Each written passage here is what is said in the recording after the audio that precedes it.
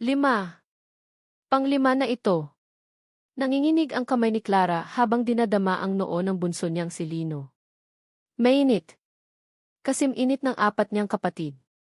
Isang mahinang ungol ang kumawala sa mga labi ng bata at tila isang punyal na tumusok iyon sa puso ni Clara. Napapikit siya ng mariin. Ang hangin sa maliit nilang kwarto ay tila makapal at mabigat, puno ng amoy ng pinaghalong Vicks Vaporub at pag-aalala. Tahan na, anak, bulong niya, ang boses ay pagod at halos paos na. Nandito lang si Mommy. Mula sa maliit na kama ni Lino, mabilis siyang lumipat sa katabing higaan kung saan magkatabing natutulog sina Luna at Lyra. Parehong nag-aapoy sa lagnat ang magkambal. Sa sahig, sa dalawang magkahiwalay na kutson, ay naroon sina Lian at Lucas, parehong hindi mapakali sa kanilang pagtulog. 5 lagnat. 5 maliliit na katawang sabay-sabay na nilalabanan ang sakit sa gitna ng gabi. At siya, nag-iisa. Diyos ko, tulungan niyo po ako.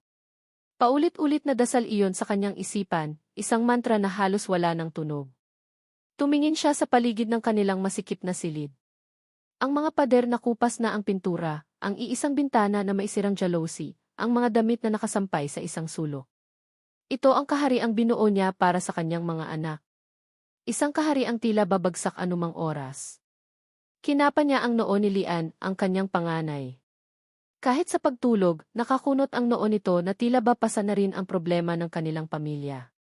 Sa murang edad, nakikita na niya ang responsibilidad sa mga mata nito.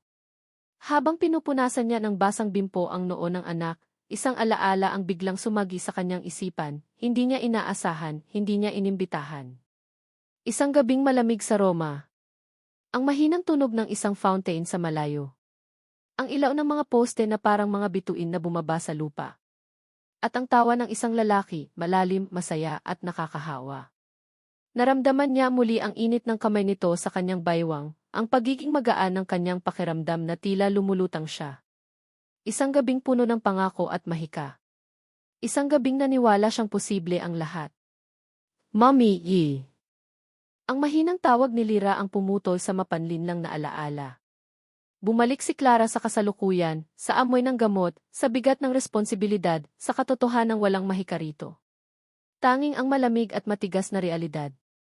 Kailangan nila ng gamot. Ang paracetamol na binili niya kaninang hapon ay paubos na. Kailangan din nila ng masustansyang pagkain. Tumayo si Clara at dahan-dahang naglakad patungo sa isang maliit na aparador. Mula sa likod ng mga nakatuping damit, kinuha niya ang isang lumang lata ng biskwit. Ang kanyang alkansya. Ang kanyang key emergency fund. Nanginig ang kanyang mga daliri habang binubuksan ito. Ang tunog ng paggalaw ng mga barya sa loob ay parang musika sa kanyang pandinig, ngunit alam niyang sintonado. Itinumba niya ang laman nito sa kanyang palad. Ilang piraso ng 20 piso. Ilang piraso ng 10 piso. Ilang piraso ng 5 piso at piso. Binilang niya. 126 na piso. Napayuko si Clara at naramdaman niya ang unti-unting pag-init ng kanyang mga mata. Isang butil ng luha ang pumatak sa kanyang kamay, dumampi sa malamig na barya. Hindi ito sapat. Kulang na kulang. Saan siya kukuha ng pera sa ganitong oras ng gabi? Sino ang lalapitan niya? Ang mga kaibigan niya sa opisina. Nahihiya siyang umutang na naman. Ang kanyang sahod ay parang patak lang ng ulan sa isang tigang na lupa, laging naubos bago pa man dumating ang susunod na kinsenas. Isinara niya ang kanyang palad, mahigpit na hinawakan ang mga barya na tila ba iyon ang huling piraso ng kanyang pag-asa. Napasandal siya sa pader at dahan-dahang napaupo sa sahig. Doon, sa dilim ng madaling araw, niyakap niya ang kanyang mga tuhod at umiyak ng walang tunog. Pagod na siya. Pagod na siyang maging malakas. Pagod na siyang magpanggap na kaya niya ang lahat. Ngunit sa tuwing nararamdaman niya ang pagsuko, naririnig niya ang mahinang paghinga ng kanyang 5 anghel. 5 dahilan para bumangon. 5 dahilan para lumaban. Pinunasan niya ang kanyang mga luha. Tumayo siya. Kailangan niyang gumawa ng paraan. Habang nag-iisip, isang pamilyar na tunog ang kanyang narinig. Ang mahinang siping di mula sa kanyang second-hand na laptop na nakapatong sa maliit na mesa sa sulok. Isang email. Sino naman kaya ang mag-i-email sa kanya sa ganitong oras? Marahil ay isa lamang itong promo o spam. Ngunit sa kanyang desperasyon, kahit anong bagay na makakagambala sa kanyang mabibigat na iniisip ay parang isang biyaya. Binuksan niya ang laptop. Ang liwanag mula sa screen ay sumilaw sa kanyang mga matang namumugto. Nakita niya ang isang bagong email. Mula sa kanyang boss, si Ma'am Susan. Ang subject line ay nakasulat sa malalaking letra, Urgent, Project Presentation for De Luca Moda. Kumunot ang noo ni Clara. Ang De Luca Moda. Ang malaking kliyente mula sa Italia na pinagkakaabalahan ng kanilang kumpanya sa nakalipas na buwan. Narinig niyang darating ang CC nito sa Pilipinas para sa isang final presentation. Binuksan niya ang email. Ang kanyang mga mata ay mabilis na tumakbo sa mga salita. Dear Clara, I hope this email finds you well. Due to unforeseen circumstances, Jing Reyes will not be able to handle the final presentation for our De Luca Moda partnership. After meeting with the board, we have unanimously decided that you are the best person for the job. Your insights and dedication to this project have been invaluable. Napahinto sa paghinga si Clara. Siya ang napili. Isang munting kislap ng karangalan ang sumilay sa kanyang dibdib. Sa kabila ng lahat ng paghihirap, may nakapapansin pa rin pala sa kanyang trabaho. Nagpatuloy siya sa pagbabasa. The presentation is scheduled in 2 days, at the main conference room. The CA himself, Dem Alessandro De Luca, will be in attendance. This is a huge opportunity for you and for the company. Please confirm your availability as soon as possible. Congratulations, Clara. You deserve this. At doon, sa huling pangungusap, sa pangalang iyon, tila huminto ang pag-ikot ng mundo. Alessandro De Luca. Ang pangalan ay parang isang dagundong ng kulog sa katahimikan ng kanyang isipan. Parang bumalik ang lahat. Ang gabing iyon sa Roma. Ang tawa. Ang mga pangako.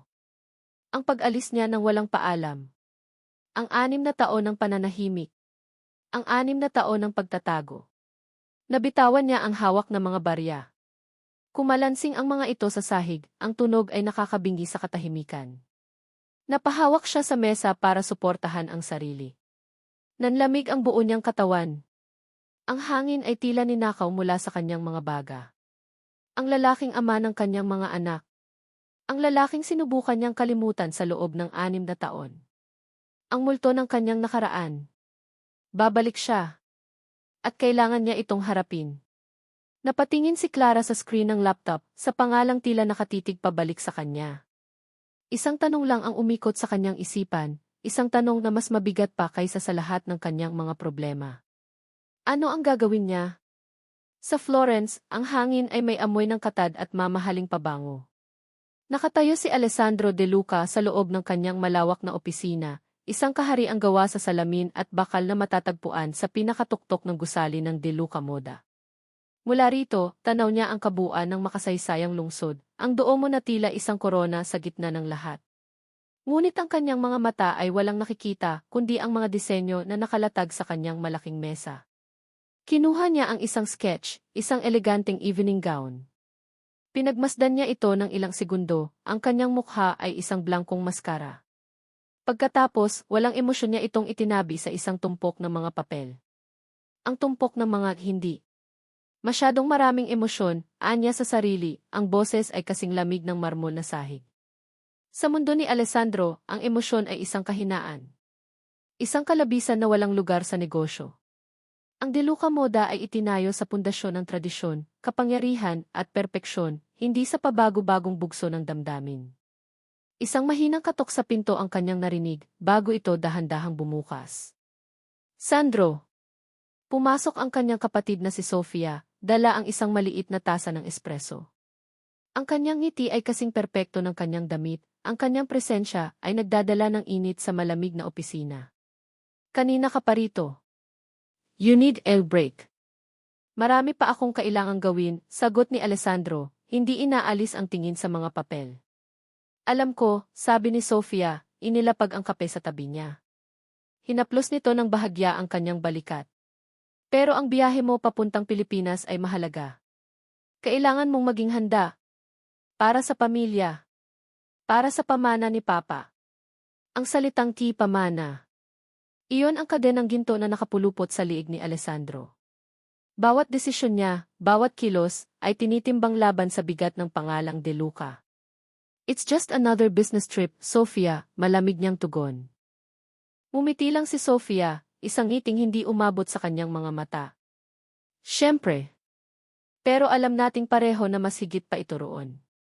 This partnership will secure our dominance in the Asian market for the next decade. Hindi sumagot si Alessandro. Sa halip, tumayo siya at lumapit sa bintanang salamin, tinatanaw ang Florence sa ibaba. Ang pamilyar na tanawin ay biglang nagdala sa kanya ng isang alaala na pilit niyang ibinabaon sa limot. Isang iglap na alaala. Isang gabi, sa isang kalsada sa labas ng syudad. Ang tunog ng nabasag na salamin. Isang sigaw na hindi na natapos. Ang amoy na nasusunog na goma at ang metalikong amoy ng dugo. Ang mukha ng kanyang unang fiance na wala ng buhay sa kanyang mga braso. Napapikit siya ng mariin. Ang kanyang mga kamay ay bahagyang nanginig. Sandro. Naramdaman niya ang presensya ni Sofia sa kanyang likuran. Ayos ka lang? Tumango si Alessandro, pilit na iwinaksi ang multo ng nakaraan. I'm fine. Just tired. Huwag kang mag-alala, kuya, bulong ni Sofia. Ang kanyang boses ay puno ng pag-aalaga na tila isang malambot na kumot. Hindi ko hahayaang may manakit sa'yo ulit. Is promise. Ang pangakong iyon. Narinig na niya iyon noon. At sa bawat pagkakataon, parang mas humihigpit ang kadena sa kanyang leg. Bumalik siya sa kanyang mesa at umupo. Ininom niya ang espresso sa isang lago. I should prepare. Kinabukasan, nasa loob na si Alessandro ng pribadong jet ng De Luca. Ang karangyaan sa paligid niya, ang cream-colored leather seats, ang mahogany panels, ang tahimik na serbisyo ng flight attendant, ay hindi nakapagpagaan sa kanyang pakiramdam. Para sa kanya, ito ay isa lamang extension ng kanyang opisina. Isa na namang gininto ang hawla. Habang lumilipad sila patawid sa mga kontinente, binuklat niya ang folder na naglalaman ng mga detalye tungkol sa partnership sa Pilipinas. Binasa niya ang mga numero, ang mga projections, ang mga legal terms. Ang lahat ay nasa ayos. Nang malapit na siya sa dulo ng dokumento, nakita niya ang profile ng taong magpipresenta para sa kabilang kumpanya.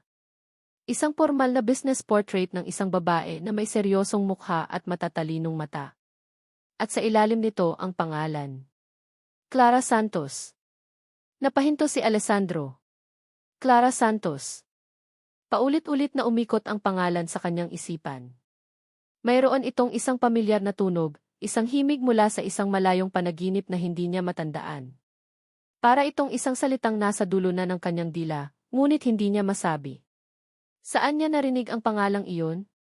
Sinubukan niyang halungkatin ang kanyang alaala, ngunit wala siyang makita kundi mga conference rooms, mga board meetings, at mga mukhang walang pangalan ng mga business associates. Marahil ay isa lamang itong empleyado na nakasalamuhan niya sa isa sa mga hindi mabilang na events. O baka naman nagkakamali lang siya. Sir, are you ready for landing? Tanong ng flight attendant. Isinara ni Alessandro ang folder, iwinaksi ang munting pagkabagabag. Yes. Thank you. Hindi niya alam, ngunit habang papalapit ang eroplano sa Maynila, papalapit din siya sa isang katotohanang mas malaki at mas komplikado pa kaysa sa lahat ng negosyong pinamahalaan niya. Papalapit siya sa multo ng isang gabing pinili niyang kalimutan. At ang multong iyon ay may pangalan. 2 araw. 2 araw ng halos hindi pagtulog. 2 araw ng paghahanda, pagsasaulo at pagdarasal. Nakatayo si Clara sa harap ng salamin sa banyo ng opisina. Ang babaeng nakatitig pabalik sa kanya ay may maitim na bilog sa ilalim ng mga mata, ngunit ang mga matang iyon ay nag-aalab sa determinasyon. Nakaayos ang kanyang buhok sa isang masinop na bun. Ang suot niyang corporate attire ay simple ngunit malinis at plansado. Ito ang kanyang baluti. Huminga siya ng malalim, pinupuno ng hangin ang kanyang mga baga. Para sa mga anak mo, Clara, bulong niya sa sariling refleksyon. Para kay Lian, Luna, Lira, Lucas, at Lino. Kaya mo to. Wala siyang pagpipilian. Matapos matanggap ang email, nagpumiglas ang kanyang isipan sa pagitan ng takot at pangangailangan. Ang takot na harapin ang lalaking sumira sa kanyang tiwala, at ang desperadong pangangailangan para sa perang makapagliligtas sa kanyang mga anak. Nanalo ang pangangailangan. Nag-reply siya kay Ma'am Susan, tinanggap ang hamon. Ang kasunod na araw ay ginugol niya sa pag-aaral ng bawat detalye ng proyekto, habang binabantayan ang lagnat ng kanyang mga anak, na sa awa ng Diyos ay unti-unti nang bumababa. Ngayon ang araw ng paghuhusga. Lumabas siya ng banyo. Ramdam niya ang panlalamig ng kanyang mga kamay at ang mabilis na pagtibok ng kanyang puso sa ilalim ng kanyang blusa. Bawat hakbang niya sa makintab na sahig ng hallway patungo sa main conference room ay tila 1 milya ang layo. Nang makarating siya sa harap ng malaking pinto na gawa sa kahoy, napahinto siya. Ipinatong niya ang kanyang kamay sa malamig na doorknob. Isang huling, nanginginig na hininga. Pagkatapos, pinihit niya ito at pumasok. Ang silid ay malamig at tahimik. Naroon na ang kanyang mga boss, nakaupo sa isang panig ng mahabang mesa.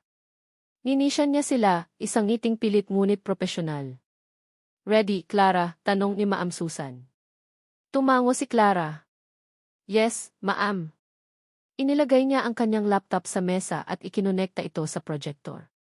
Habang naghahanda, narinig niya ang pagbukas ng pinto sa kanyang likuran. Isang alon ng mamahaling pabango ang pumasok sa silid, kasunod ang mga boses na nagsasalita sa wikang Italyano. Hindi siya lumingon. Pinako niya ang kanyang tingin sa screen ng laptop. Ayaw niyang makita. Ayaw niyang kumpirmahin ang kinatatakutan ng kanyang puso. Nagsimulang magsalita ang isa sa mga boss niya, binabati ang mga bisita. Narinig ni Clara ang isang pangalan, M.F. De Luca, at tila isang yelo ang kumalat sa kanyang mga ugat. "Clara, you may begin," utos ni Ma'am Susan. Ito na. Humarap si Clara sa projector screen, iniiwasan ang panig ng mesa kung saan nakaupo ang delegasyon mula sa Italia. Nagsimula siyang magsalita. Ang kanyang boses, sa kabila ng kabang nararamdaman, ay lumabas na kalmado at tiyak. Bawat salita ay malinaw. Bawat slide ay ipinaliwanag niya ng may kumpiyansa. Isinantabi niya ang personal na bagabag at niyakap ang pagiging propesyonal. Ito ang kanyang teritoryo. Ito ang kaya niyang kontrolin. Sa buong presentasyon, hindi niya sila tiningnan. Nakatuon ang kanyang mga mata sa kanyang mga boss, sa mga numero sa screen, sa kahit saang direksyon maliban sa kanya. Para siyang isang aktor sa entablado, nagsasalita sa isang madlang walang mukha. Nang matapos ang huling slide, isang sandali ng katahimikan ang namayani. "Thank you," sabi ni Clara, ang kanyang boses ay bahagyang nanginig sa wakas. Nagpalakpakan ang mga tao sa silid. Nakahinga siya ng maluwag. Tapos na. Halos tapos na. "An excellent presentation, Jim Santos," sabi ng isa sa kanyang mga boss. "Now, we'd like to open the floor for any questions from our partners." Isang tanong ang nagmula sa isang babaeng may matinis na boses. Sinagot ito ni Clara ng maayos. Isa pang tanong mula sa isang matandang lalaki. Sinagot niya rin ito. Akala niya ay tapos na. Akala niya ay ligtas na siya. At pagkatapos, isang boses ang pumuno sa silid. "Ino Santos, an impressive presentation." Ang boses na iyon. Malalim. Pamilyar. At may bahid ng Italian accent na hindi niya kayang kalimutan. Nanigas ang buong katawan ni Clara. Tila isang malakas na boltahe ng kuryente ang dumaloy mula sa kanyang mga paa hanggang sa kanyang anit. Ang boses na iyon, kahit 6 na taon na ang nakalipas, ay nakatatak pa rin sa kanyang pandinig, sa kanyang alaala, sa bawat hibla ng kanyang pagkatao. Hindi. Hindi maaari. Pilit niyang sinabi sa sarili na nagkakamali lang siya ng dinig. Nadala lang ito ng kanyang pagod at kaba. Ngunit ang boses ay muling nagsalita, nagtanong tungkol sa isang specific na detalye sa market projection. Hindi siya nagkakamali. Ang lahat ng hangin sa silid ay tila naubos. Ang mga salita ng lalaki ay malinaw, ngunit para kay Clara, ang mga ito ay ingay lamang na umaalingaw sa kanyang tainga. Ang tanging naririnig niya ay ang malakas na kabog ng kanyang sariling dibdib, isang tambol na nagbabadya ng panganib. Santos, ulit ng isa sa kanyang mga boss, napansin ang kanyang pananahimik. "Did you hear the question?" Napilitan siyang gumalaw. Napilitan siyang humarap. Dahan-dahan, na parang isang makina na kinakalawang, ipinihit niya ang kanyang ulo. Ang kanyang mga mata ay dumaan sa mga mukha ng ibang miyembro ng delegasyon bago tuluyang tumama sa dulo ng mesa. At doon, nakaupo siya. Si Alessandro De Luca. Hindi na siya ang lalaking nakilala niya sa isang gabi sa Roma, ang lalaking may malikot na ngiti at mga matang puno ng saya. Ang lalaking nasa harap niya ngayon ay mas matanda, mas seryoso.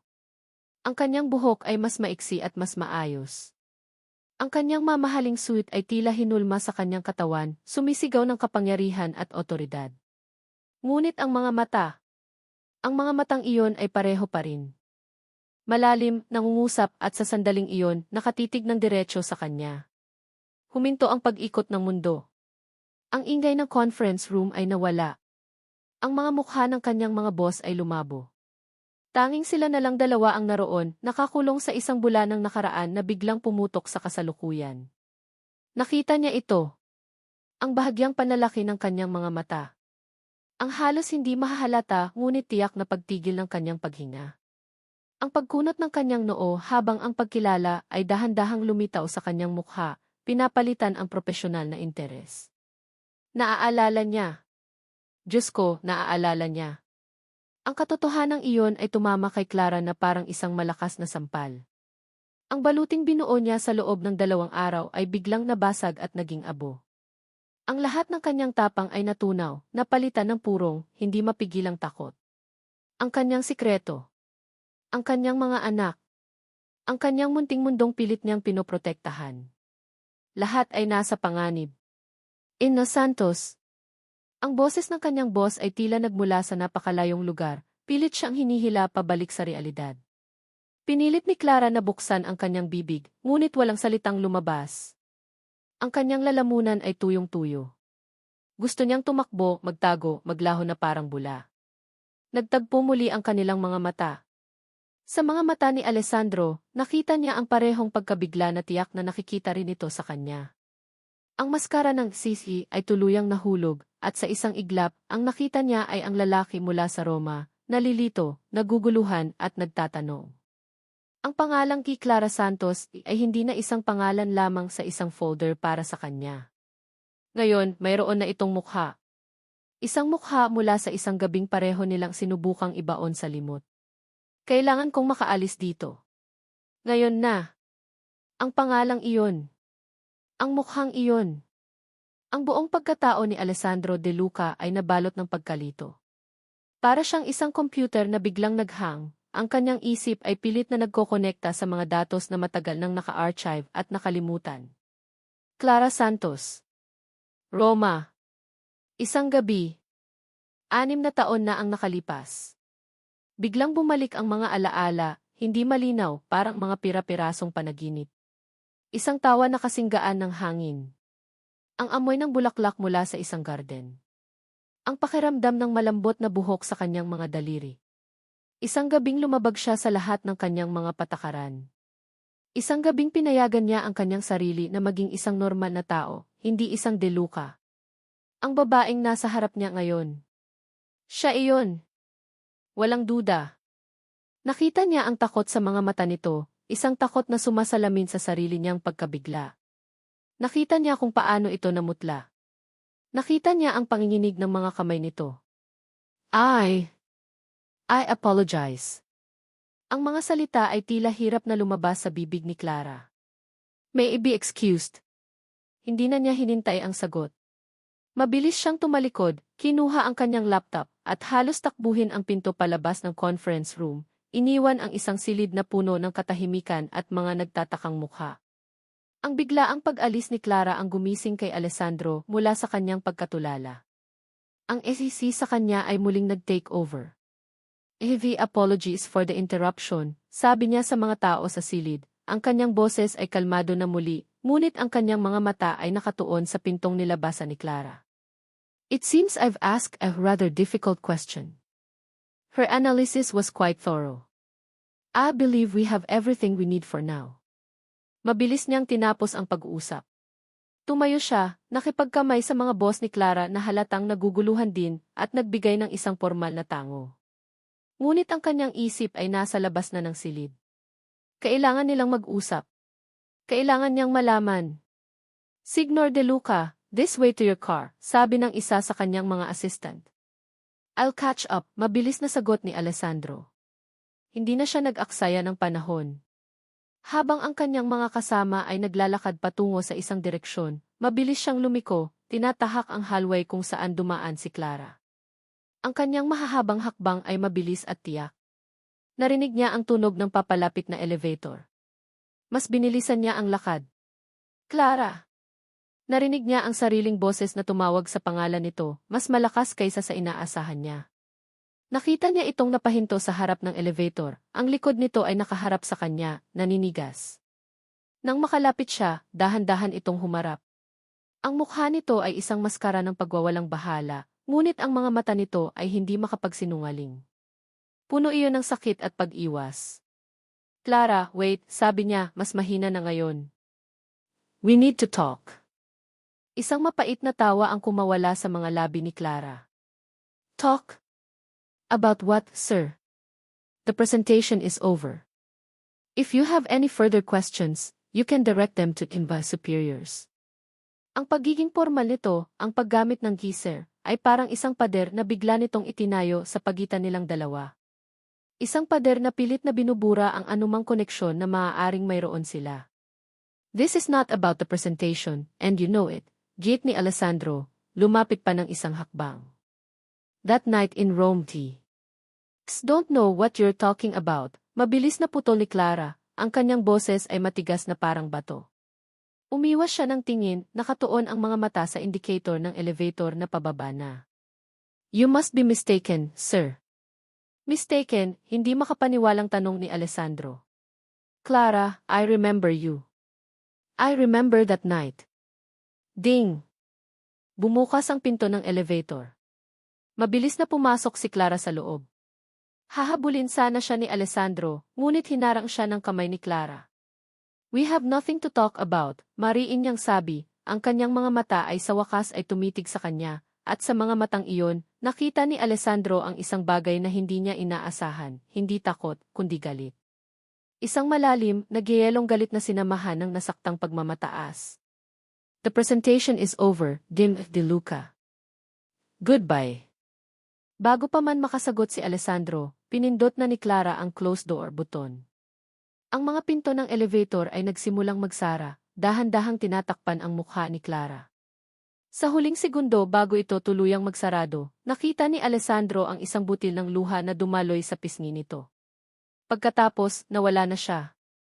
Naiwan si Alessandro na nakatayo sa hallway, nakatitig sa makintab na metal na pinto ng elevator. Ang kanyang perpektong kontroladong mundo ay biglang nayanig. Bumalik siya sa Roma. Sa gabi matapos ang isang nakakapagod na linggo ng negosasyon.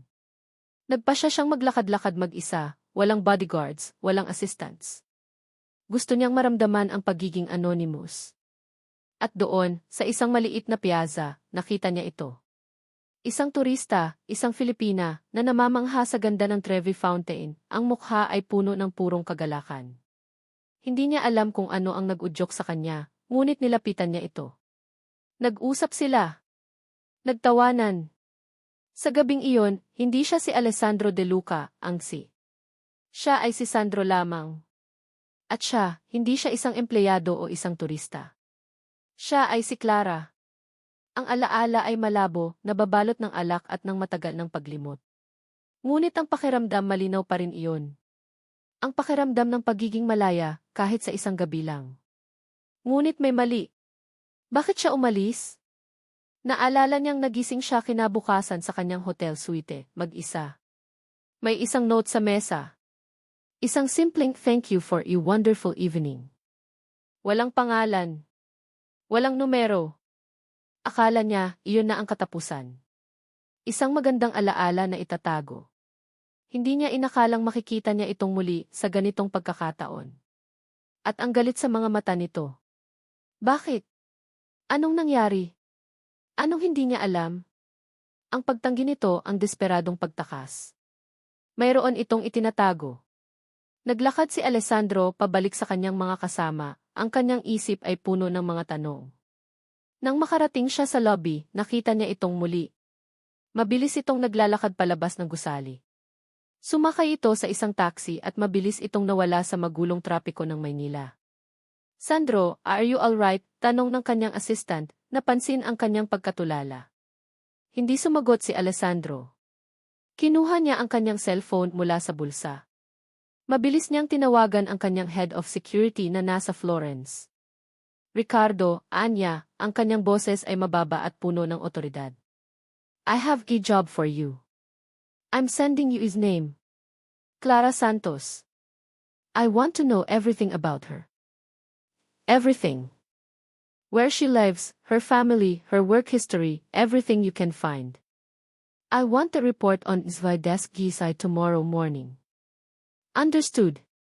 Yes, Signor De Luca. Understood.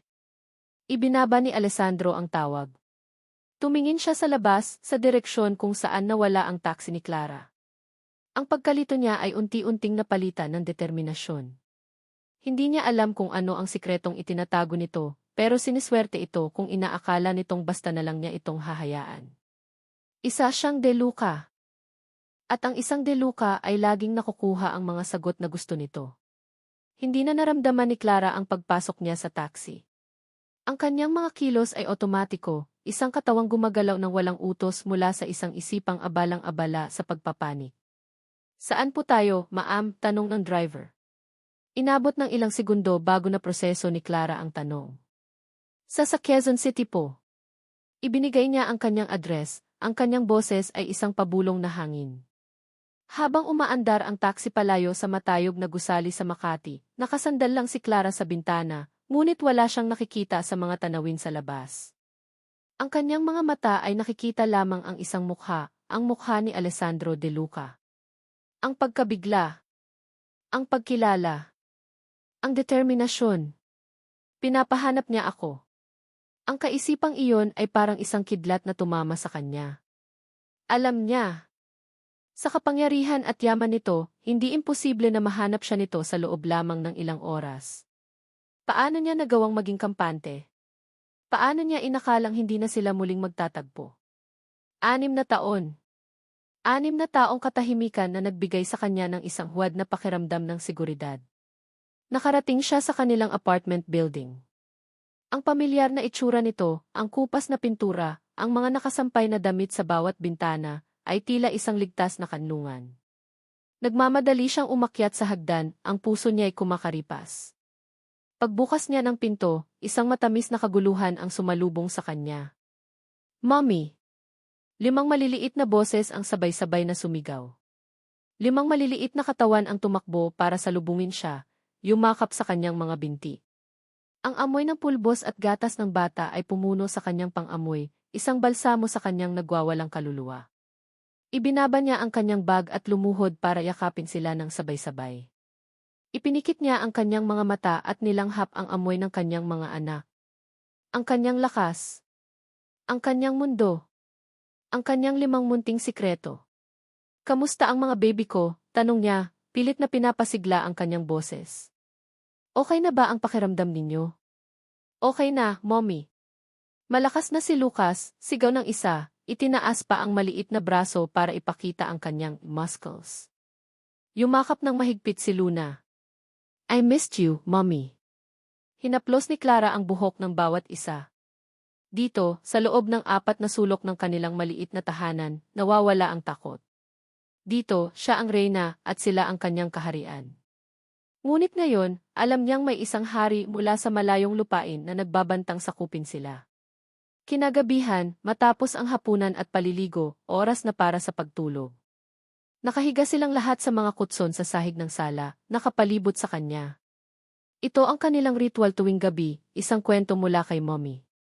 Kinuha ni Clara ang isang lumang libro ng mga kwentong pambata. Okay, ano nang gusto ninyong kwento? Si Pagong at si Matsing, sigaw ni Lira. Nagsimulang magkwento si Clara. Habang nagsasalita siya, pinagmasdan niya ang mukha ng kanyang mga anak, isa-isa, sa malabong ilaw mula sa lampshade. Si Lian, ang kanyang panganay, ay nakatingin sa kanya ng seryoso, ang mga mata nito ay malalim at mapag-obserba. Ang mga matang iyon-iyon ang mga mata ni Alessandro. Si Luna, na nakasandal sa kanyang balikat, ay may ngiti sa labi. Ang hugis ng ngiting iyon, ang maliit na dimple sa gilid iyon ang ngiti ni Alessandro noong gabing nagtawanan sila sa Roma. Si Lyra, na may pagkaprangka, ay may matangos na ilong at matigas na panga. Katulad ng sa ama nito. Maging ang pagiging pilyo ni Lucas at ang pagiging sensitibo ni Lino lahat ay may bakas niya. Paano niya ito hindi napansin noon? O pilit niya lang itong hindi pinapansin? Sila ang mga buhay na paalala ng isang gabing sinubukan niyang ibaon sa limot. At ngayon ang orihinal ay bumalik na. Nang matapos ang kwento, isa-isa na silang nakatulog, pagod mula sa maghapong paglalaro. Inayos ni Clara ang kumot ng bawat isa, hinalikan sila sa noo. Nang makarating siya sa bunso, si Lino, naramdaman niyang gising pa ito. "Mommy," bulong ng bata. "Yes, anak." Tumingin si Lino sa bintana, sa madilim na kalangitan. "Mommy, is Daddy's star shining tonight?" Ang tanong na iyon. Ang laging tanong na dumudurog sa kanyang puso. Ang kasinungalingang binuo niya para protektahan sila. Noong maliliit pa sila, tinanong nila kung nasaan ang kanilang ama. Ang tanging naisip niyang sabihin ay nasa langit ito, isang malayong bituin na laging nagbabantay sa kanila. Ngumiti si Clara, isang ngiting mapait. "Anak, laging nagniningning ang bituin ni Daddy para sa inyo. Lalo na para sa'yo." Yumakap si Lino at di nagtagal ay nakatulog na rin. Naiwan si Clara na gising sa dilim. Tumayo siya at lumapit sa munting salamin na nakasabit sa pader. Tinitigan niya ang sariling refleksyon. Isang sinungaling. Iyan ang nakita niya. Gaano katagal pa niya kayang panindigan ang kasinungalingang ito? Biglang nag-vibrate ang kanyang cellphone sa ibabaw ng mesa. Napatalon siya sa gulat. Tiningnan niya ang screen. Unknown number. Nanigas siya. Ramdam niya ang panlalamig na gumagapang sa kanyang bato. Siya ito. Alam niyang siya ito. Walang ibang tatawag sa kanya sa ganitong oras. Nagring ito ng nagring.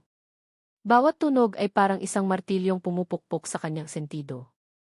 Gusto niyang sagutin, gusto niyang isigaw ang lahat ng kanyang galit at sakit. Ngunit mas nanaig ang takot. Ang takot sa kung ano ang sasabihin nito. Ang takot na baka marinig nito ang paghinga ng mga bata sa likuran. Hinayaan niyang mamatay ang tawag. Pagkatapos ay pinatay niya ang kanyang cellphone. Isang maliit na akto ng pagsuway. Isang paraan para sabihin sa sarili na siya pa rin ang may kontrol.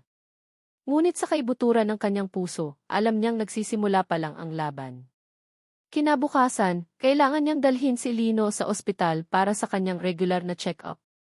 Dahil madalas itong magkasakit, kailangan ng doktor na regular itong masubaybayan. Habang nakaupo sila sa waiting area ng Pediatrics Department, abala si Clara sa pagpapakain kay Lino ng biskwit. Mayroong isang panandaliang kapayapaan. Ang ingay ng mga bata sa paligid, ang amoy ng alkohol, ito ay normal. Ito ay isang bagay na kaya niyang hawakan. Baka naman nag-overreact lang siya. Baka naman pagkatapos ng ginawa niya, susuko na ito at aalis. "Mommy, water po," sabi ni Lino. "Okay, baby." Kinuha ni Clara ang tumbler mula sa kanyang bag pag-angat niya ng kanyang ulo para ibigay ito sa anak, ang kanyang mga mata ay napadako sa kabilang dulo ng hallway. At doon, natigilan siya.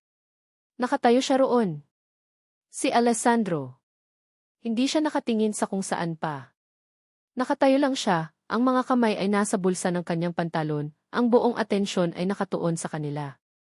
Ang kanyang mukha ay seryoso, walang emosyon, ngunit ang kanyang mga mata ay tila nag-aapoy, nakatitig ng diretsyo kay Clara at sa batang nasa kanyang kandungan.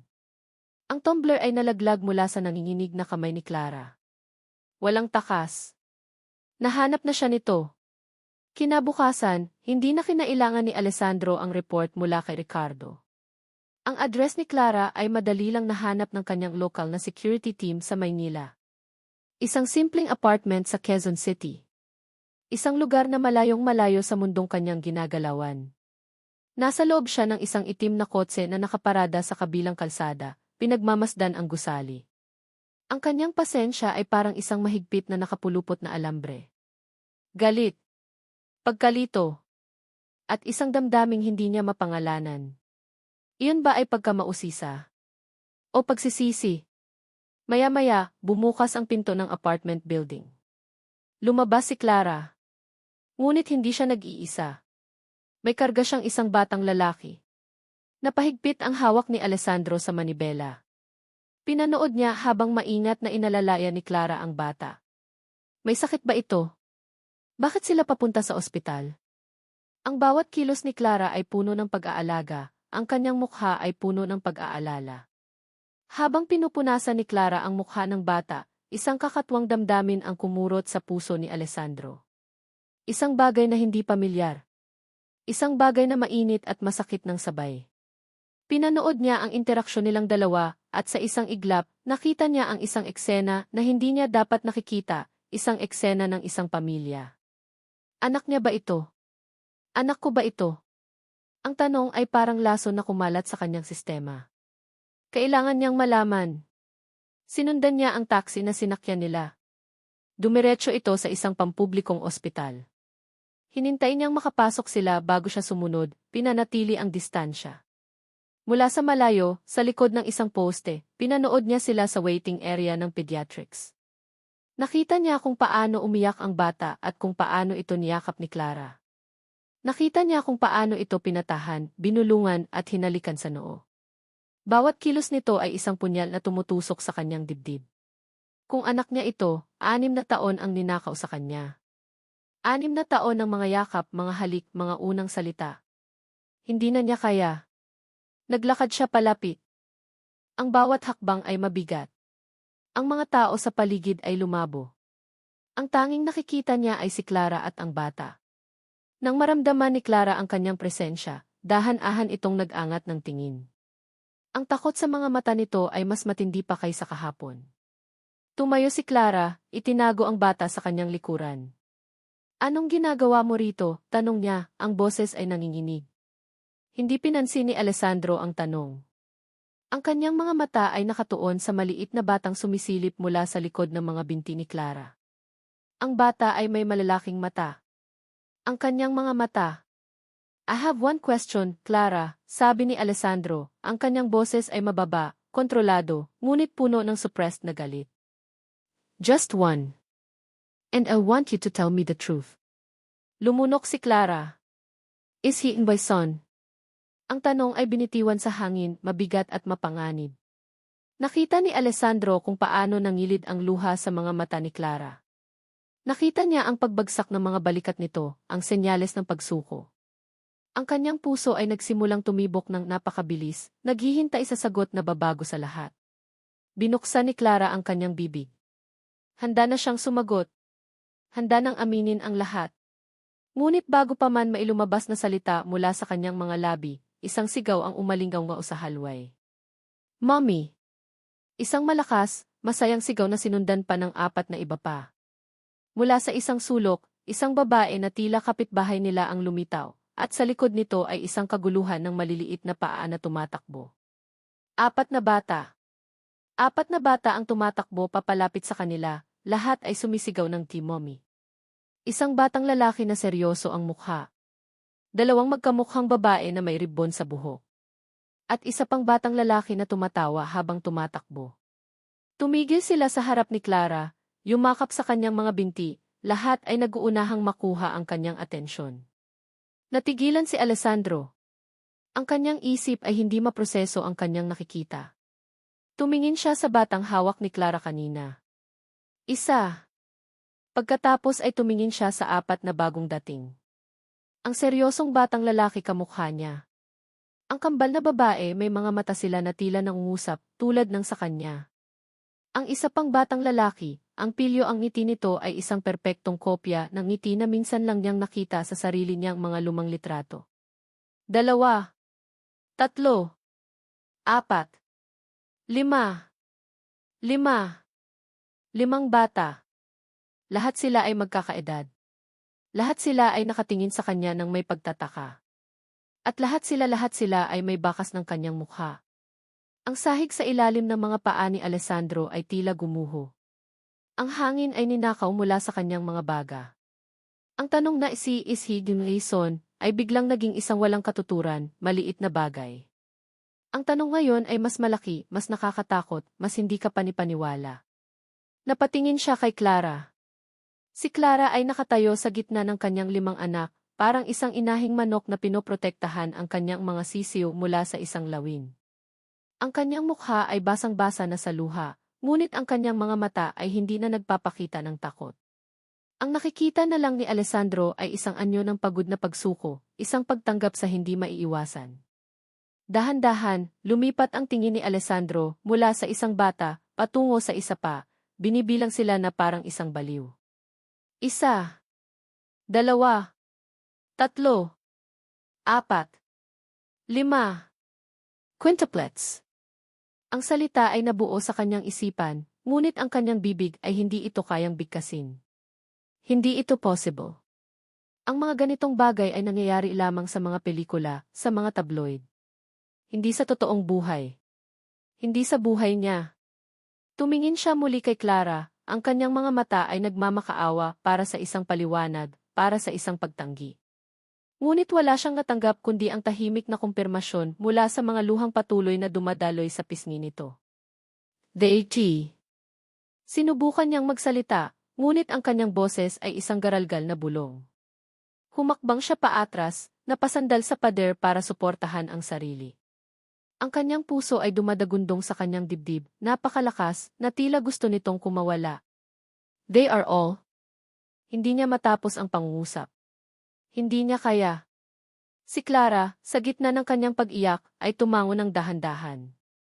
Isang tango na sumira sa lahat ng natitirang pag-aalinlangan sa isipan ni Alessandro. Isang tango na bumasag sa kanyang pagkatao at binuo itong muli bilang isang bagay na hindi na niya kilala. Hindi lang siya basta ama. Siya ay ama ng 5. Ang mga bata, na hindi naunawaan ang bigat ng sandali, ay nagsimulang magtanong. Mommy, who is he? Tanong ni Lyra, itinuturo si Alessandro. Lelvi, are you crying? Is he sick, Mommy? Tanong naman ni Luna, ang kanyang mukha ay puno ng pag-aalala. Hinawakan ni Alessandro ang kanyang ulo. Ang mga boses ng mga bata ay umuugong sa kanyang tainga. Ang mundo ay umikot. Ang puting pader ng ospital ay tila lumalapit at lumalayo. 6 na taon. 6 na taon siyang nabuhay sa isang kasinungalingan. Isang kasinungalingan ng kawalan. Isang kasinungalingan na nag-iisa siya. Habang sa kabilang panig ng mundo, mayroong 5 maliliit na pusong tumitibok, 5 buhay na nagsimula dahil sa kanya. Ang galit na naramdaman niya kanina ay nawala. Ang pagkalito ay nawala. Ang natira na lang ay isang nakakabinging katahimikan sa kanyang kaluluwa, isang malawak na espasyo na puno ng mga paano, kung at bakit. Bakit hindi niya sinabi sa akin? Napatingin siya muli kay Clara, at sa pagkakataong ito, hindi galit ang nakita niya, kundi sakit.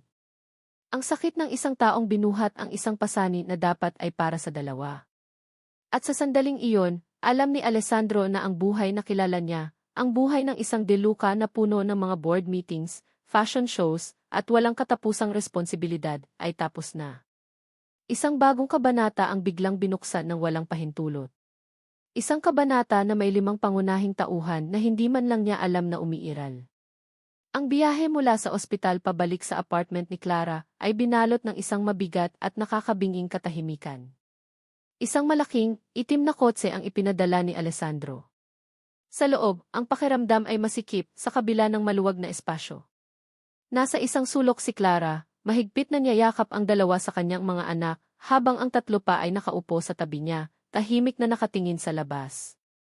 Si Alessandro naman ay nasa kabilang dulo, nakasandal sa pinto, ang kanyang tingin ay nakapako sa bintana, ngunit halatang wala siyang nakikita. Ang kanyang panga ay mariing nakatikom. Walang nagsasalita. Tanging ang ugong ng makina at ang mahinang paghinga ng mga bata ang maririnig. Para silang 2 estranghero na biglang ipinagsama ng isang malagim na trahedya. Pagdating sa apartment, nagmamadaling bumaba si Clara, inaalalayan ang kanyang mga anak. Sumunod si Alessandro.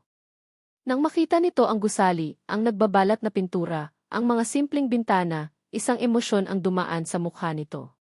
Hindi ito pagkasuklam, kundi isang bagay na mas komplikado. Isang bagay na hindi mabasa ni Clara. Pagpasok nila sa maliit na unit, ang masikip na espasyo ay tila lalo pang lumiit sa presensya ni Alessandro. Dinala ni Clara ang mga bata sa kanilang maliit na silid. Dito muna kayo, mga anak, ha, sabi niya sa pinakamahinahong boses na kaya niya. Mag-uusap lang kami ni Tito.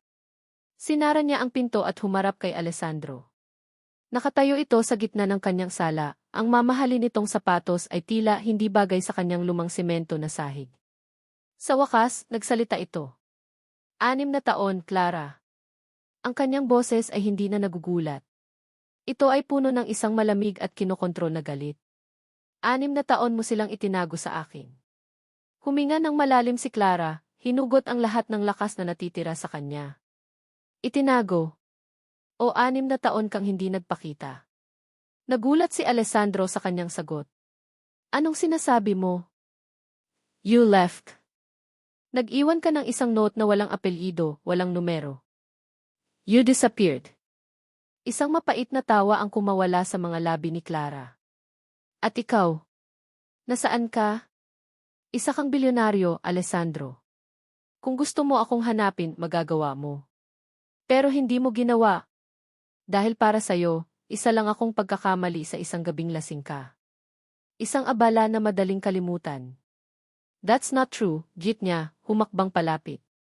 Hindi mo alam ang nangyari. Talaga, hamon ni Clara, hindi umaatras. Ang alam ko lang, nagising akong mag-isa. Ang alam ko lang, umuwi akong mag-isa. At ang alam ko lang, sinuong ko ang lahat ng ito ng mag-isa. Itinuro niya ang kabuuan ng kanilang apartment. Itong lahat. Ako ang naghirap para dito. Ako ang hindi natutulog kapag may sakit sila. Ako ang nag-iisip kung saan kukuha ng pambili ng gatas at pagkain. Nasaan ka sa lahat ng iyon, ha, Alessandro? Nasaan ka? Ang kanyang boses ay tumaas, puno ng lahat ng sakit at sama ng loob na kinimkim niya sa loob ng 6 na taon. Clara, tanong ni Alessandro, ang kanyang galit ay napalitan ng sakit. Elif, didn't you tell me? Kahit isang tawag lang. Kahit isang sulat. Para ano, sagot ni Clara, ang mga luha ay nagbabadyang tumulo. Para pagtawanan mo ako. Para sabihin mong hindi sayo. Para isipin mong pera lang ang habol ko. Hindi, Alessandro. May natitira pa akong kahihiyan. May pride pa ako. Pride, hindi makapaniwalang sabi nito. This is not about pride. This is about them children. Is thy sons and daughters. You took them away from me. Hindi ko sila kinuha sa'yo, sigaw ni Clara. Iniwan mo sila. Ang mga salita ay tumama kay Alessandro na parang malakas na sampal. Natigilan siya. Sa gitna ng kanilang pagtatalo, pareho silang nasasaktan, parehong biktima ng mga desisyon at pangyayari sa nakaraan. Katahimikan. Isang mabigat na katahimikan na pinupuno lamang ng kanilang malalakas na paghinga. Biglang, isang malakas at malinaw na katok sa pinto ang bumasag sa tensyon. Nagkatinginan sila, parehong nagulat. Walang inaasahang bisita si Clara. Sino iyon? Nag-aalangan siyang lumapit sa pinto. Sumilip muna siya sa maliit na butas. Wala siyang makita kundi isang babaeng nakatalikod. Dahan-dahan niyang binuksan ang pinto. Isang babae ang humarap sa kanya. Napakaganda nito, nakasuot ng isang eleganteng damit na mas mahal pa yata kaysa sa 6 na buwang upa ni Clara. Ang kanyang mukha ay may perpektong makeup at ang kanyang ngiti ay parang mula sa isang magazine. Sandro, sabi ng babae, ang kanyang boses ay matamis na parang pulot.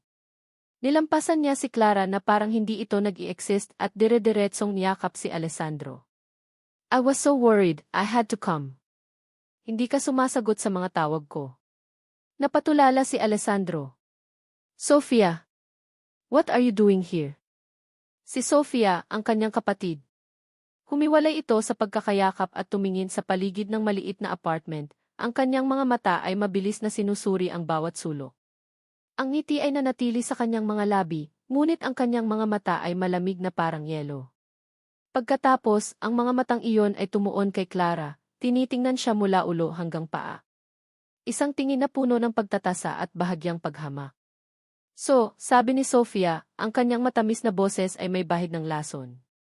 Ito pala ang dahilan kung bakit nagtatagal ang kuya ko dito sa Pilipinas. It's a pleasure to finally meet you and your little family. Ang biglaang pagdating ni Sofia ay parang isang malamig na hangin na pumasok sa mainit ng sitwasyon. Nagbago ang buong kapaligiran. Sofia, how did you find this place? Tanong ni Alessandro, halatang hindi natutuwa sa presensya ng kapatid. Ngumiti lang si Sofia. Oh, Sandro. You know me. I have Ginny ways. Nag-aalala ako sa'yo. Bigla ka na lang nawala pagkatapos ng meeting. Ang kanyang mga mata ay bumaling sa saradong pinto ng silid-tulugan, kung saan naroon ang mga bata. Narinig ko may mga bata. Maaari ko ba silang makita? I love children. Bago pa man makasagot si Alessandro o Clara, bumukas ang pinto at sumilip si Lian. Mommy! Sino po siya? Tanong ng bata, ang kanyang mga mata ay seryosong nakatingin kay Sofia. Ang ngiti ni Sofia ay lalong lumawak. Lumuhod siya para maging kapantay ng bata, ang kanyang mamahaling damit ay sumayad sa maruming sahig. Hello, there, sabi niya, ang kanyang boses ay naging sobrang tamis. Ang pangalan ko ay Sofia. Ako ang tita mo. Natigilan si Alessandro. Sofia, what are you saying? Hindi pinansin ni Sofia ang kapatid. Ang kanyang buong atensyon ay nasa mga bata na isa-isa nang nagsisilabasan mula sa silid, na curious sa bagong bisita. Wow, ang dami ninyo, sabi ni Sofia, kunwari inamamangha. And you all look so adorable. Halikayo, may dala akong pasalubong para sa inyo. Mula sa kanyang Hermes bag, naglabas siya ng 5 malalaking lollipops na may iba't ibang kulay. Agad na nagliwanag ang mga mata ng mga bata. Si Sofia ay parang isang diwata na biglang lumitaw sa kanilang maliit na mundo. Pinanood ni Alessandro ang eksena ng may komplikadong emosyon. Sa isang banda, nakikita niya ang saya sa mukha ng mga bata, isang sayang hindi niya pa kailanman nasaksihan. Sa kabilang banda, hindi niya gusto ang paraan ng pagkilos ni Sofia. Masyadong kalkulado. Masyadong perpekto. Habang abala ang mga bata sa kanilang mga lollipop, tumayo si Sofia at lumapit kay Clara. You have beautiful children, sabi niya, sapat na malakas para marinig ni Alessandro. Sandro is very lucky. Medyo nakakagulat lang. 6 na taon. It must have been very, very difficult for you. Mayroong simpatya sa kanyang tono, ngunit ang mga mata niya ay nagsasabi ng ibang kwento. Tinitingnan niya si Clara na parang isang spesimen sa ilalim ng mikroskopyo. Nang magkaroon ng pagkakataon, habang si Clara ay nag-aayos ng mga bata sa isang sulok, hinila ni Sofia si Alessandro papunta sa kusina. Sandro, we need to talk, bulong niya, ang kanyang mukha ay puno na ngayon ng pag-aalala. There's nothing to talk about, Sofia. Umuwi ka na. I can handle this. Handle this, halos pabulong na sigaw ni Sofia. Sandro, nakikita mo ba ang sarili mo? Nakikita mo ba ang lugar na ito? This woman, she kept your children from you for 6 years. 6 na taon, Sandro. Tapos bigla siyang lumitaw ngayong nandito ka na? Hindi ka ba nagtataka? Umiling si Alessandro. It's complicated. Complicated. Hinawakan ni Sofia ang braso niya. O baka naman simple lang. Sandro, naaalala mo ba si Isabella? Ang pagbanggit sa pangalan ng kanyang namatay na fiancé ay parang isang suntok sa sikmura ni Alessandro. Nanigas siya. Huwag mo siyang isali dito, mariin niyang sabi. Kailangan, Sandro. Dahil ayokong mangyari ulit sa'yo iyon, sabi ni Sofia, ang kanyang mga mata ay nagbabadyang lumuha. Naging bulag ka sa pag-ibig noon. Naging mapagtiwala ka. At nakita nating lahat kung saan iyon humantong. Ayoko lang na masaktan ka ulit. This woman, hindi natin siya kilala. She appears out of nowhere with 5 children and a lot of problems, I'm sure. You have to be careful. Ang mga salita ni Sofia ay parang mga buto ng lason na dahan-dahang itinatanim sa isipan ni Alessandro. Ang kanyang pagbanggit kay Isabella, ang kanyang pagpapakita ng pag-aalala, lahat ay idinisenyo para gisingin ang kanyang mga lumang takot at pagdududa. She's not like that, mahinang sabi ni Alessandro, ngunit maging sa sarili niyang pandinig, ang kanyang boses ay kulang sa kumpiyansa. Sana nga, sabi ni Sofia. Bigla siyang may kinuha sa kanyang bag isang lumang litrato. Ang litrato ni Alessandro at Isabella, masaya silang magkayakap. Naiwan mo ito sa kotse. I just thought, see. Hindi niya tinapos ang sasabihin. Iniwan lang niya ang litrato sa ibabaw ng mesa sa kusina, kung saan tiyak na makikita ni Clara. Bumalik sila sa sala. Nakita ni Alessandro si Clara na pinupunasan ang mga bibig ng mga bata, ang kanyang mukha ay pagod ngunit puno ng pagmamahal. Sa isang saglit, nakita niya ang babaeng nakilala niya sa Roma. Ngunit ang mga salita ni Sofia ay umuugong na sa kanyang isipan. 6 na taon. Hindi ka ba nagtataka? Napatingin siya kay Clara, at sa unang pagkakataon mula nang malaman niya ang tungkol sa mga bata, isang maliit, madilim na binhi ng pagdududa ang nagsimulang tumubo sa kanyang puso. Umalis si Sofia nang may isang matamis na paalam sa mga bata at isang makahulugang tingin kay Alessandro. Sumunod din si Alessandro, hindi nagtagal, nangakong babalik kinabukasan para ayusin ang mga bagay-bagay. Naiwan si Clara sa katahimikan ng kanyang apartment, ngunit ang kanyang isip ay magulong-magulo. Ang presensya ni Sofia ay nag-iwan ng isang malamig at hindi magandang pakiramdam sa kanya. May mali sa babaeng iyon. Habang nagliligpit siya sa kusina, nakita niya ang litratong iniwan ni Sofia sa mesa. Kinuha niya ito. Isang napakagandang babae ang nakayakap kay Alessandro, pareho silang mukhang masaya at walang problema. Isang kirot ng selos at inggit ang kanyang naramdaman. Ito ba ang babaeng pinalitan niya sa isang gabi? Ito ba ang dahilan kung bakit madali lang siyang kinalimutan? Itinapon niya ang litrato sa basurahan. Ayaw na niyang mag-isip. Ang sumunod na araw ay dumaan na parang isang panaginip. Hindi pumasok si Clara sa trabaho. Nag-file siya ng sick leave, sinabing kailangan niyang alagaan ang mga anak. Ang totoo, kailangan niyang alagaan ang sarili niya. Kinaumagahan, habang nag-aalmusal sila, ang cellphone ni Clara ay walang tigil sa pag-vibrate. Mga text mula sa kanyang mga katrabaho. Clara, totoo ba to? Clara. Nakita mo na ba? Girl, call me ASAP. Napakunot ang noo ni Clara. Ano ang pinagsasabi nila? Binuksan niya ang kanyang Facebook account. At doon, nakita niya isang article mula sa isang kilalang online gossip site. Ang headline, na nakasulat sa malalaki at mapang-akit na mga letra, ay parang isang suntok na nagpatigil sa kanyang paghinga. Filipina Secretary, ginamit dengue 5 anak para i-trap di gatasan dengue Italian billionaires. Nabitawan niya ang kanyang cellphone. Kumalatog ito sa sahig, ngunit hindi niya ito pinansin. Ang kanyang mga mata ay nanatiling nakatitig sa screen. Nanginginig ang kanyang mga kamay. Ang article ay puno ng mga detalye, ang pangalan ng kumpanya niya, ang pangalan ni Alessandro, at ang katotohanang mayroon siyang 5 anak. May mga litrato pa. Isang litrato niya nakuha mula sa kanyang company Z.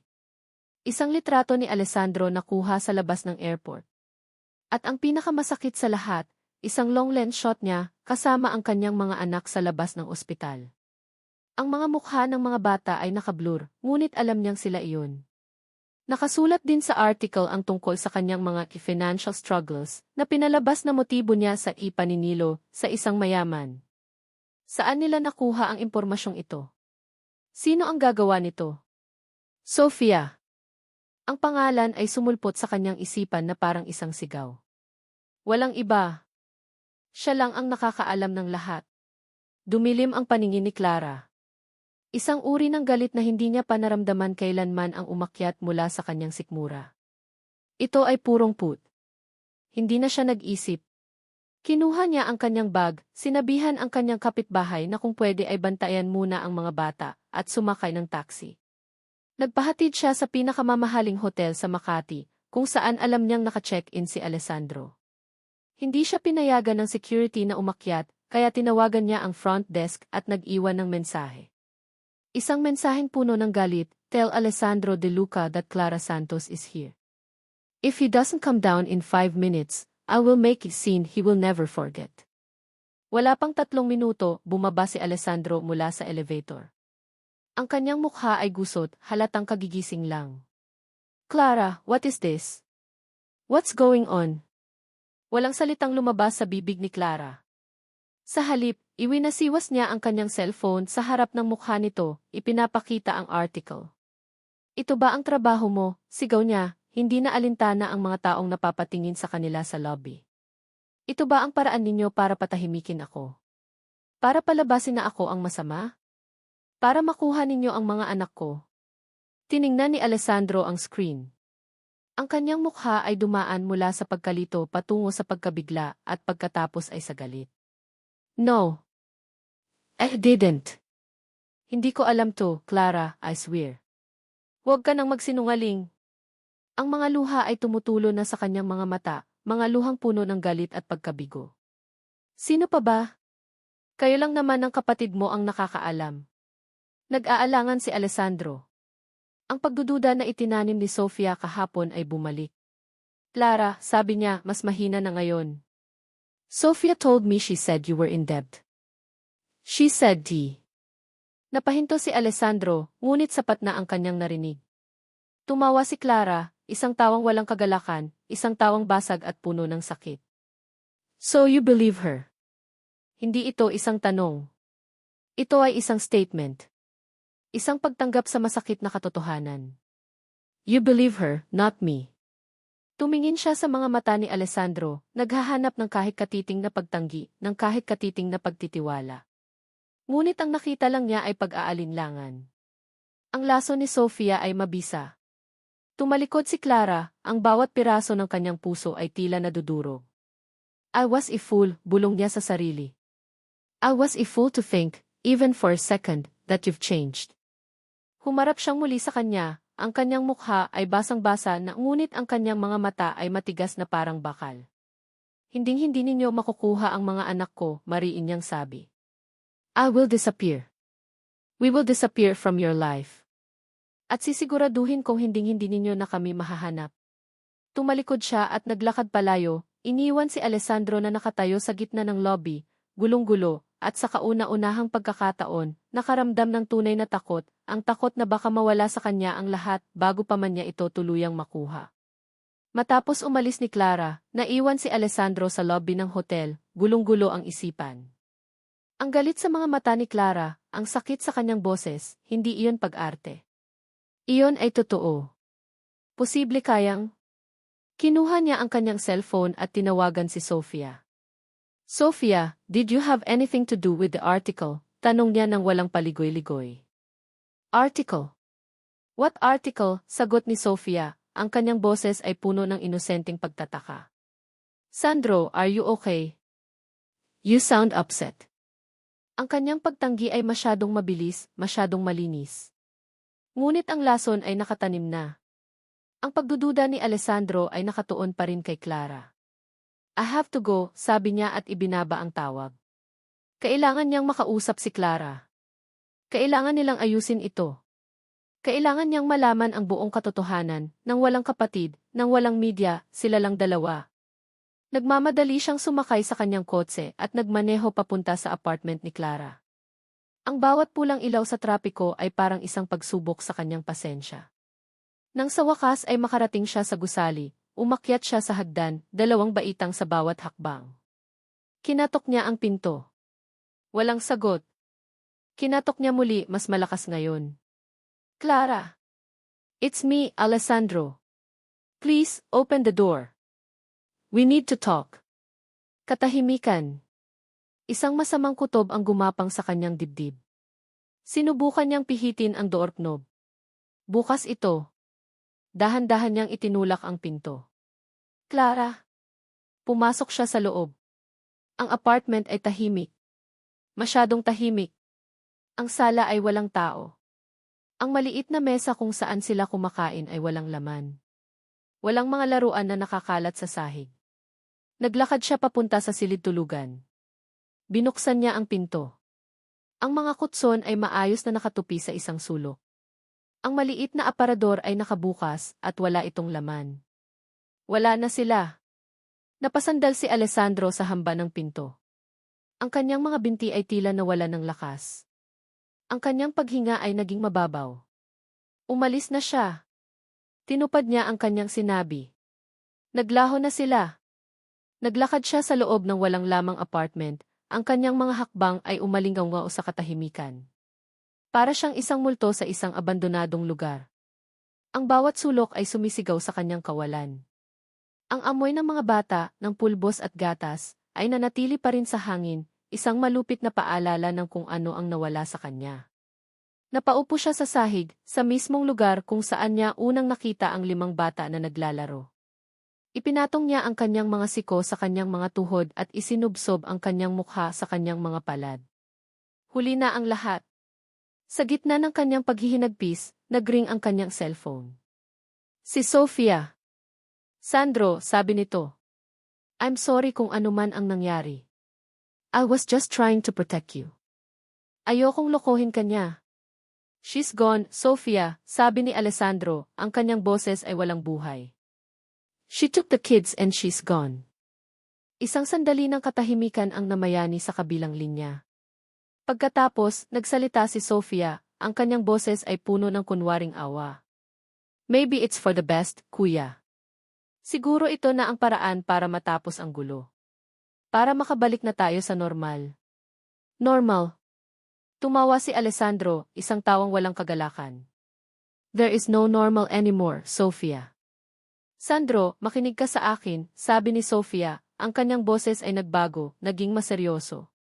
Bago pa mangyari itong iskandalo, may ginawa ako. I was trying to find a way to solve this quietly. I had the assistant contact her para alukin siya ng tulong. Financial help. Para sa mga bata. I have the recording of their conversation. Gusto mo bang marinig? Umiling si Alessandro, kahit alam niyang hindi siya nakikita ng kapatid. Ayaw na niyang makarinig ng kahit ano. Ngunit isang parte niya, ang parte na sinugatan ng pagdududa, ang gustong malaman ang katotohanan. Send it, mahina niyang sabi. Ilang segundo lang, isang audio file ang dumating sa kanyang cellphone. Nag-aalangan niyang pinindot ang play. Ang unang narinig niya ay ang boses ng kanyang assistant. Pagkatapos, ang boses ni Clara. Ang recording ay malinaw na edited. Ang mga tanong ay inalis. Ang natira na lang ay ang mga sagot ni Clara na pinagsunod-sunod para bumuo ng isang kasinungalingan. Gaano kalaki? Tanong ng boses ni Clara. Sapat na para makapagsimula kami ng bagong buhay. Payag ako. Para sa mga anak ko, gagawin ko. Basta siguraduhin ninyong hindi na niya kami guguluhin. Ang bawat salita ay parang isang patalim na lalong ibinabaon sa puso ni Alessandro. Ang konteksto ay nawala. Ang natira na lang ay ang imahe ng isang babaeng handang ipagpalit ang katahimikan sa pera. Isang babaeng naglalagay ng presyo sa kanyang mga anak. Pinatay niya ang recording. Ang huling sinag ng pag-asa sa kanyang puso ay tuluyang namatay. Ang maliit na boses na nagsasabing baka inosente si Clara ay tuluyan ng natahimik. She played him. All this time. Nagtagumpay si Sofia.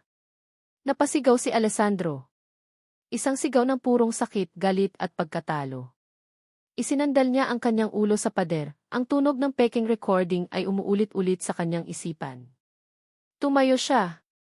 Ang kanyang paghihinagpis ay napalitan ng isang malamig at matigas na desisyon. Tinawagan niya muli si Sofia. You win, sabi niya, ang kanyang boses ay kasing lamig ng yelo. Book me a flight back to Florence. Tonight. And you can handle the Asian market. Don't care anymore. Sandro, I think that's a wise decision, sagot ni Sofia, ang tagumpay ay halata sa kanyang boses. Ibinaba ni Alessandro ang tawag. Bago siya umalis sa apartment, isang bagay sa sahig ang nakakuha ng kanyang atensyon. Isang maliit na laro ang gawa sa clay. Isang hindi perpektong hugis ng isang bituin, pininturahan ng kulay dilaw. Marahil ay gawa ni Lino. Dinampot niya ito. Ang maliit na bagay na iyon ay napakabigat sa kanyang palad. Tumingin siya sa paligid ng walang lamang apartment sa huling pagkakataon. Walang bakas ng buhay. Walang bakas ng pag-asa. Nawala na ang lahat. Ang amoy ng sariwang damo at ang tunog ng mga kuliglig ang gumising kay Clara. Ilang linggo na ang nakalipas mula noong gabing tumakas sila mula sa Maynila.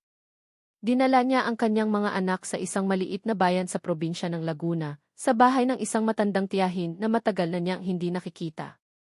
Dito, ang buhay ay simple. Ang oras ay mabagal. At higit sa lahat, dito, sila ay ligtas. O iyon ang inaakala niya. Pinatay niya ang lahat ng social media. Nagpalit siya ng numero. Pinuputol niya ang kanyang sarili sa mundong nagdulot sa kanya ng labis na sakit. Ngunit hindi niya kayang putulin ang koneksyon ng kanyang mga anak sa mundong iyon. Isang gabi, habang nakaupo sila sa labas ng bahay at pinagmamasdan ang libo-libong bituin sa langit, kinausap siya ni Lian. Ang kanyang panganay. Ang pinakatahimik, ngunit pinakamapagmasid sa lahat. Mommy, simula nito, ang boses ay seryoso para sa isang 6 na taong gulang. Yung lalaki po sa GI, siya po ba yung star ni Daddy? Natigilan si Clara. Ang puso niya ay tila piniga. Anak, anong-anong pinagsasabi mo? Nakita po namin ni Lira sa GI sa tindahan ni Aling Nena, pagpapatuloy ni Lian, hindi inaalis ang tingin sa mga bituin. Sabi po sa balita, masama daw siyang tao. Sabi po, may tinatago daw siyang pamilya. Tapos po pinakita yung picture ng ospital. Kami po yon, di ba, Mommy? Isang malaking bato ang tila bumaon sa lalamunan ni Clara. Hindi niya alam kung paano sasagot. Ang mga tanong na kinatatakutan niya ay narito na. At hindi ito nagmula sa isang estranghero o sa isang kaaway. Nagmula ito sa sarili niyang anak. Tapos po, sabi ni Lira, kamukha daw po niya yung lalaki, dagdag pa ni Lian. Mommy, bakit po sila galit sa kanya? At bakit po umiiyak ka no nang huli natin siyang nakita? Ang inosenteng tanong ng kanyang anak ay parang isang salamin na ipinaharap sa kanya. Nakita niya ang sarili. Isang duwag. Isang sinungaling. Tumatakbo siya, hindi para protektahan ang kanyang mga anak, kundi para protektahan ang sarili niya. Tumatakbo siya mula sa katotohanan, mula sa mga mahihirap na tanong. At sa kanyang pagtakbo, mas lalo lang niyang sinasaktan ang mga taong pinakamamahal niya. Yumakap si Clara kay Lian. Sa unang pagkakataon, hindi niya sinagot ang tanong ng isang kasinungalingan. Anak, sabi niya, ang kanyang boses ay basag. Pag-usapan natin to bukas, ha? Mommy promises. Sasabihin ko sa inyo ang lahat. Kinabukasan, nag-impake si Clara. Saan po tayo pupunta, Mommy? Tanong ni Luna. Umiti si Clara, isang ngiting totoo sa wakas, kahit may kasamang takot. Babalik tayo sa Maynila, mga anak. Oras na para harapin natin ang lahat. Hindi na tayo tatakbo. Samantala, sa Florence, si Alessandro De Luca ay isang multo sa sarili niyang buhay. Bumalik siya sa Italia, ngunit ang kanyang kaluluwa ay naiwan sa isang maliit, abandonadong apartment sa Pilipinas. Ang kanyang mga araw ay puno ng mga meeting, ngunit ang kanyang isip ay walang laman. Ang bawat gabi, tinititigan niya ang maliit na bituing gawa sa clay, ang tanging pisikal na alaala ng kanyang mga anak. Ang galit niya ay unti-unting napalitan ng isang malalim at nakakain na pangungulila. Isang gabi, hindi siya makatulog. Binuksan niya ang kanyang laptop, hindi para magtrabaho, kundi para lang mag-aksaya ng oras. Sinimulan niyang i-delete ang mga lumang email, mga spam, mga newsletters, isang paraan para linisin ang kanyang digital na buhay, dahil ang kanyang totoong buhay ay napakagulo. Nag-click siya sa e-spam folder, handa nang i-click ang i-delete all. Ngunit isang email ang nakakuha ng kanyang atensyon. Ang sender, Clara Santos. Ang date, October 15, 6 years ago. Halos 9 na buwan pagkatapos ng gabing iyon sa Roma. Ang subject, Alessandro, we need to talk. Nanigas si Alessandro. Ang kanyang paghinga ay huminto. Paanong napunta ito dito? Nanginginig ang kanyang mga daliri habang ikiklik niya ang email. Alessandro. Hindi ko alam kung paano sisimulan ito. At hindi ko rin alam kung matatanggap mo ito. Sinubukan kong tawagan ang opisina mo, pero laging sinasabi ng sekretarya mo na wala ka. Kaya sinusubukan ko na lang dito. I'm pregnant. Hindi ko alam kung paano nangyari. Hindi ko rin alam kung ano ang gagawin ko. Natatakot ako. Pero kailangan mong malaman. Kailangan nating mag-usap. Please, tawagan mo ako. Clara. Sa ilalim ng email, may isang file attachment. Ultrasound result, eh. Pinindot ito ni Alessandro. Isang itim at puting imahe ang lumitaw sa screen. Isang imahe na may 5 maliliit na bilog sa loob. Ang laptop ay halos malaglag mula sa kanyang mga kamay. Hindi siya sinungaling. Hindi siya nanahimik. Sinubukan niya. Sinubukan niyang sabihin sa kanya. At may humarang dito. Ang kanyang sekretarya noon ay personal na pinili ni Sofia. Sofia! Isang malamig na galit ang gumapang sa buong katawan ni Alessandro. Isang galit na mas matindi pa kaysa sa naramdaman niya sa hotel. Dahil hindi ito galit na dulot ng pagkabigo. Ito ay galit na dulot ng katotohanan. Niloko siya. Minanipula siya.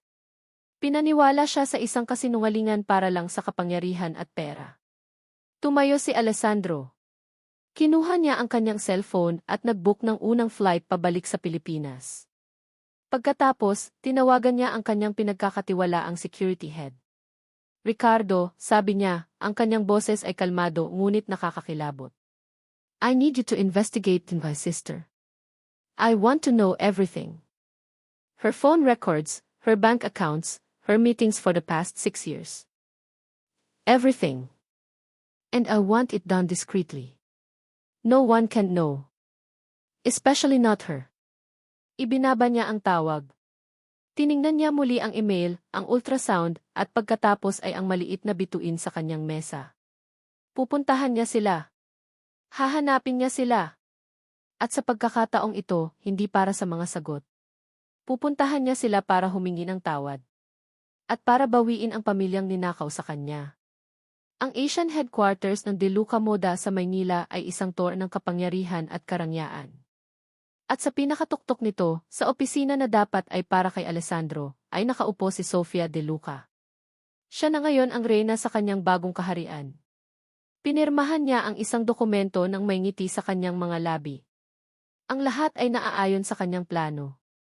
Si Alessandro ay bumalik na sa Italia, isang sirang tao na madali ng kontrolin. At si Clara Santos at ang kanyang 5 problema ay naglaho na parang bula. Panalo siya. Biglang bumukas ang pinto ng kanyang opisina nang walang katok. What is the meaning of this? Who do you? Napahinto si Sofia sa pagsasalita nang makita niya kung sino ang pumasok.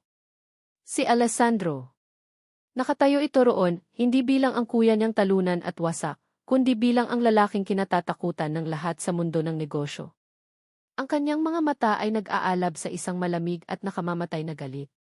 Sandro, gulat na sabi ni Sofia, mabilis na tumayo. What are you doing here? Akala ko nasa Florence ka.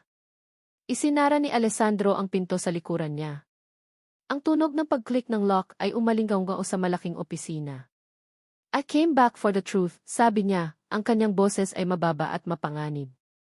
Naglakad siya palapit sa mesa ni Sofia, bawat hakbang ay may bigat. Truth? What truth? Tanong ni Sofia, pilit na pinapanatili ang kanyang composure. Sandro, I told you, that woman was. Don't, putol ni Alessandro, itinukod ang 2 kamay sa makintab na mesa at inilapit ang kanyang mukha kay Sofia. Don't you dare say her name. Inilabas ni Alessandro ang kanyang cellphone at inilapag ito sa mesa. Ipinakita niya ang email. Ang email ni Clara mula 6 na taon na ang nakalipas. Do you recognize this? Tanong niya. Natagpuan ko ito sa aking spam folder. Isang folder na hindi ko kailanman binubuksan. Napakagaling ng AT person mo, Sofia. Napakalinis ng kanyang trabaho. Sino ang nag-utos sa kanya? Ikaw ba? Nanlaki ang mga mata ni Sofia. Ang kanyang mukha ay biglang namutla. I don't know what you're talking about. Really? Kumuha si Alessandro ng isang folder mula sa kanyang daladalang briefcase at ikinalat ang laman nito sa mesa. Mga bank records. Mga phone logs. Alam mo ba kung ano ito, kapatid? Tanong ni Alessandro. Ito ang record ng isang malaking pera na inilipat mo sa account ng dati kong sekretarya, 1 linggo matapos niyang i-block ang email ni Clara. At ito naman, ito ang mga tawag mo sa editor ng gossip site, 1 araw bago lumabas ang article. Napaatras si Sofia, napasandal sa kanyang upuan. Wala na ang kanyang maskara. Ang natira na lang ay ang hubad na katotohanan ng kanyang kasakiman. It was you, sabi ni Alessandro, ang kanyang boses ay puno ng pait. It was always you. That night in Rome. The manipulated recording. The scandal. The blocked email. Lahat ng ito. Bakit, Sofia? Bakit? Sa wakas, sumabog si Sofia. Ang kanyang pagkukunwari ay natunaw, pinalitan ng isang sigaw ng inggit at galit na matagal na niyang itinatago. Bakit?